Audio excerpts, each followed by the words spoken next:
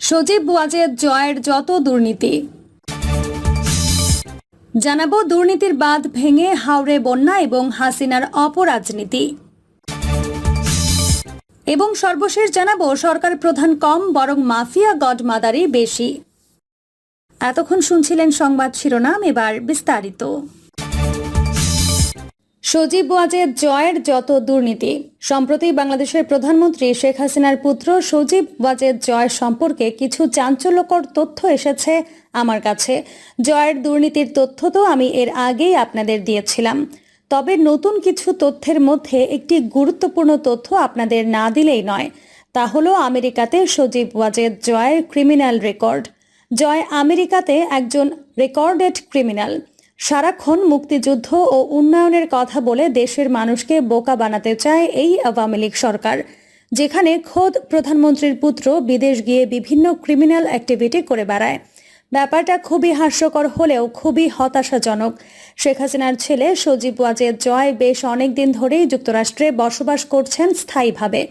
সেখানে নাগরিকত্ব তিনি নিয়েছেন, কিন্তু লজ্জার বিষয় হলো যে এই সজীব ওয়াজেদ জয় যুক্তরাষ্ট্রে বেশ কয়েকবার সেখানে আইন লঙ্ঘন ও অনৈতিক কাজে যুক্তরাষ্ট্রের আইন শৃঙ্খলা বাহিনীর হাতে গ্রেফতার হন।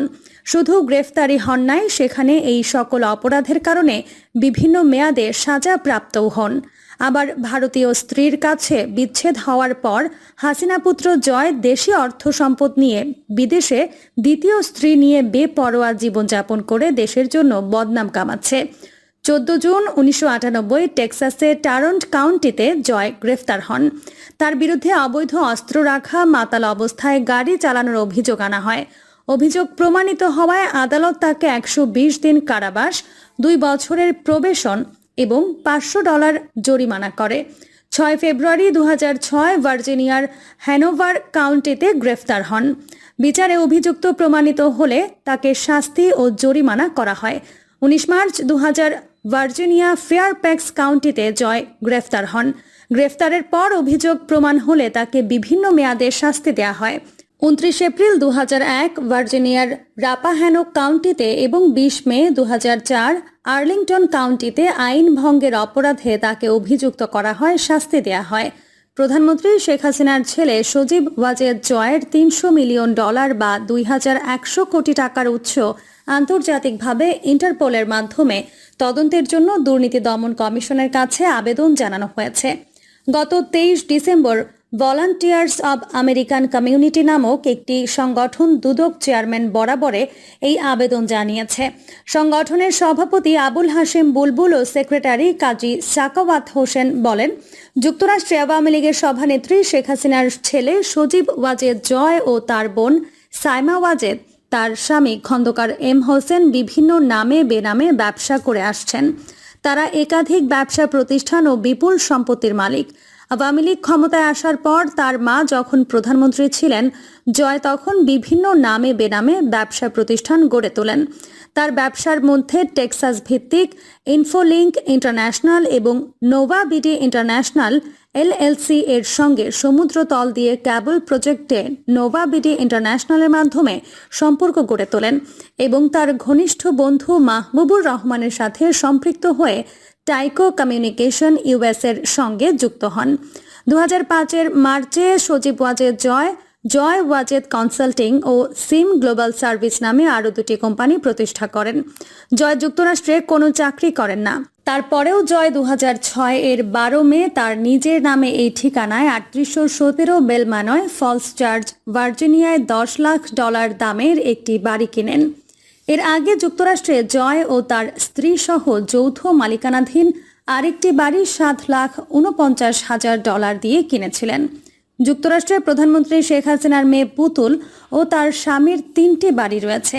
সজীব ওয়াজেদ জয় এবং তার বোন সাইমা ওয়াজেদ ও তার স্বামী খন্দকার এম হোসেনের যুক্তরাষ্ট্রে উল্লেখযোগ্য পরিমাণ সম্পদ রয়েছে, যার সম্পূর্ণ অস্বাভাবিক ব্যবসায়ে লাভের পরিমাণ নামমাত্র দেখিয়ে পুতুল ও তার স্বামী মিলিয়ন ডলারের মালিক হয়েছেন।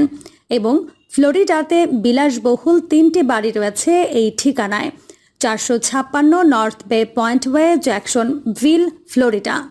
আরেকটি বাড়ি 845 ইয়র্কওয়ে, মেইটল্যান্ড, ফ্লোরিডা। আরেকটি বাড়ি 2065 119 অ্যাভিনিউ, মিরামার, ফ্লোরিডা। প্রধানমন্ত্রী শেখ হাসিনার ছেলে সজীব ওয়াজেদ জয়, তার বোন সাইমা ওয়াজেদ হোসেন এবং তার স্বামী খন্দকার এম হোসেন এর ব্যবসা বাণিজ্য ও সম্পদের দিকে তাকালে আলাদিনের চেরাগের মতোই মনে হয়। উপরের তথ্যগুলো থেকে আরেকটি জিনিস প্রমাণিত হয়, আওয়ামী লীগ সরকার তথা প্রধানমন্ত্রী শেখ হাসিনা শুধু বাংলাদেশে নয়, বরঞ্চ তার সন্তানেরা বিদেশে বসেও দুর্নীতি করে যাচ্ছে, একের পর এক অপরাধ করেই চলেছে। আর বেশি দিন বাকি নয়, হয়তো গোটা বাংলাদেশটাকে তারা বিক্রি করে দেবে, একটুও বিবেকে বাঁধবে না তাদের। যাই হোক, আমাদের সকলের উচিত এই আওয়ামী লীগ নামক একনায়ক সরকারকে বয়কট করা। আসুন আমরা সবাই একত্রিত হয়ে এই জালেম সরকারের বিরুদ্ধে কঠোর পদক্ষেপ গ্রহণ করি। দুর্নীতির বাঁধ ভেঙে হাওড়ে বন্যা এবং হাসিনার অপরাজনীতি। আকস্মিক বন্যায় বাঁধ ভেঙে পানি ঢোকার কারণে হাওড় অঞ্চলের 6টি জেলার প্রায় 40 লক্ষ মানুষ তাদের ফসল, মৎস্য সম্পদ, হাঁস মুরগি এবং গবাদি পশু হারিয়েছে। সরকারি হিসেবে 2 লাখ হেক্টর জমির ধান নষ্ট হয়েছে, যা থেকে 6 লাখ মেট্রিক টন চাল পাওয়া যেত। এছাড়াও 1276 মেট্রিক টন মাছ নষ্ট হয়েছে এবং 3844টি হাঁস মারা গেছে। বলা বাহুল্য, সরকার সবসময় ক্ষয়ক্ষতির পরিমাণ কমিয়েই বলে।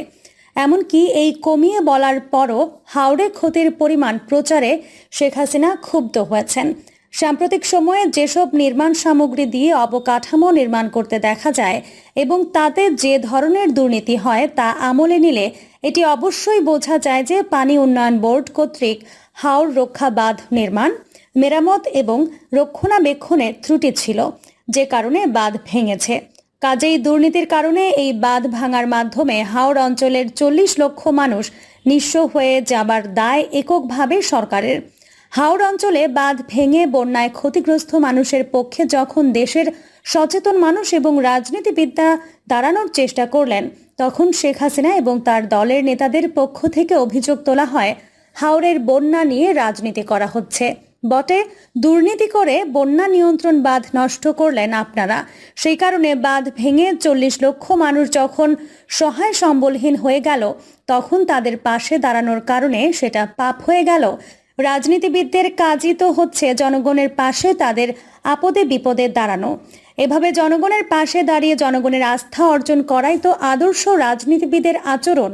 এখন আবার প্রশাসনকে দিয়ে আদেশ দেওয়ানো হয়েছে আগামী 30 এপ্রিল তারিখ পর্যন্ত হাওড় অঞ্চলে বেসরকারি কোনো ব্যক্তি বা সংগঠনের পক্ষ থেকে ত্রাণ কার্য পরিচালনা করা যাবে না।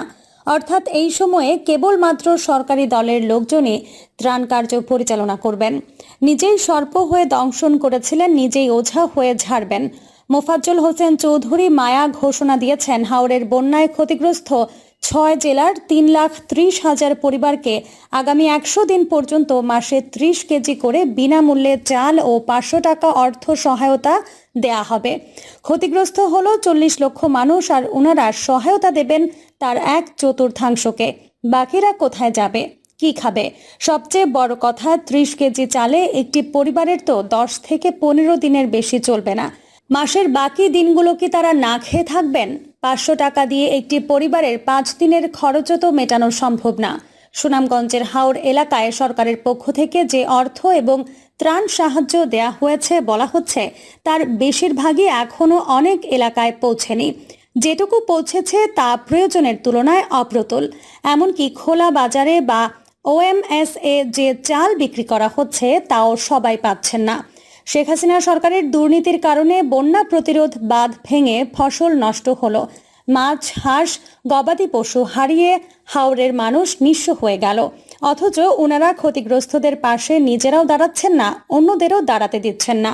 এমনকি মিডিয়া সেন্সরশিপের মাধ্যমে বন্যায় ক্ষতিগ্রস্তদের প্রকৃত তথ্য প্রকাশ করতে দিচ্ছেন না। নিজেদের দুর্নীতির কারণে ক্ষতিগ্রস্ত মানুষের দুর্ভোগ আরও বাড়িয়ে দেবার মাধ্যমে হাসিনা সরকার যা করছেন, এটাকে রাজনীতি না বলে অপরাজনীতি বললেই ভালো হয়।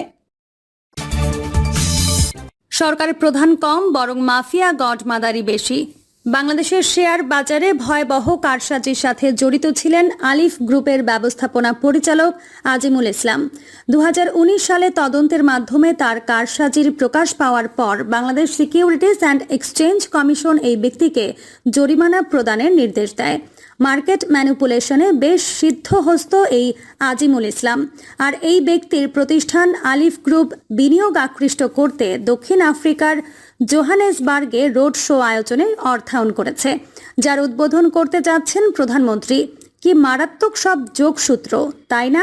একজন অর্থনৈতিক অপরাধী যাকে দেশের পুঁজিবাজার নিয়ন্ত্রক সংস্থা নিজে দোষী হিসেবে সাব্যস্ত করে জরিমানা করেছে, আবার তার প্রতিষ্ঠানের অর্থে রোড শো আয়োজন করছে ওই একই পুঁজিবাজার নিয়ন্ত্রক সংস্থা, যা উদ্বোধন করতে যাচ্ছেন দেশের সরকার প্রধান। প্রিয় দর্শক, এই ছিল এখনকার সর্বশেষ সংবাদ। আপডেট সব সংবাদ পেতে চ্যানেলটি সাবস্ক্রাইব করে বেল আইকনটি ক্লিক করে রাখুন।